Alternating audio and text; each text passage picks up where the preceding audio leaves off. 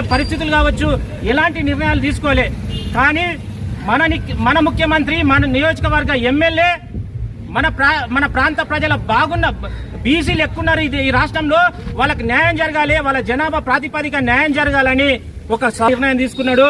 అదే బీసీలు చట్టసభల్లో కానీ, విద్య కానీ, ఉద్యోగాల్లో కానీ, రాజకీయ రంగంలో 42% రిజర్వేషన్లు ఇవ్వడం అనేది దేశ చరిత్రలోనే మొట్టమొదటిది, ఫస్ట్ ప్రపంచంలోనే మొట్టమొదటి.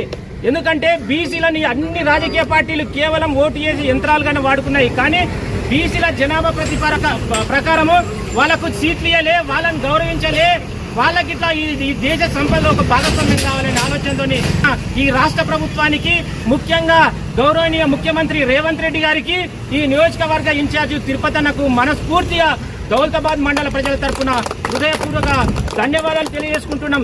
అదేవిధంగా ఇంతకుముందు రామ్లన్న మాట్లాడాడు, ఏదో 40 ఏళ్లకెళ్ళి కొట్లాడుతున్నారు, ఈ రాష్ట్రంలో మాదిగా లెక్కుంటారు, మాదిగా లెక్కున్నా వాళ్ళకు రావాల్సిన పరిస్థితులు, వాళ్ళకు రాసిన అవకాశాలు చాలా తక్కువ ఉన్నాయి. కాబట్టి ఎంతుంటే వాళ్ళకు వాటా సమానంగా ఇవ్వాలనే ఆలోచనతో మాల సోదరులు తక్కువ ఉన్నారు, కానీ వాళ్ళ అవకాశాలు ఎక్కువ తీసుకుంటున్నారు.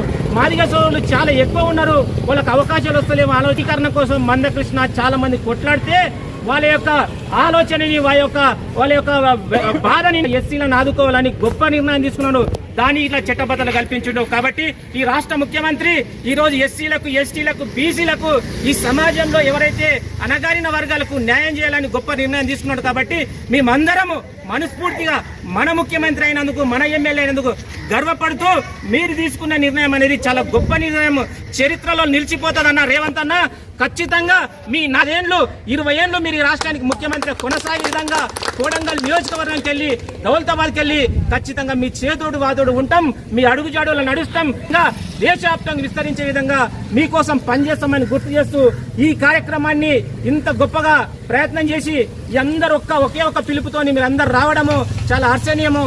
వచ్చినందుకు అందరికీ ప్రత్యేకంగా అభినందనలు తెలియజేసుకుంటూ ఇప్పుడు పాలక అందరికీ విజ్ఞప్తి చేస్తున్నాం.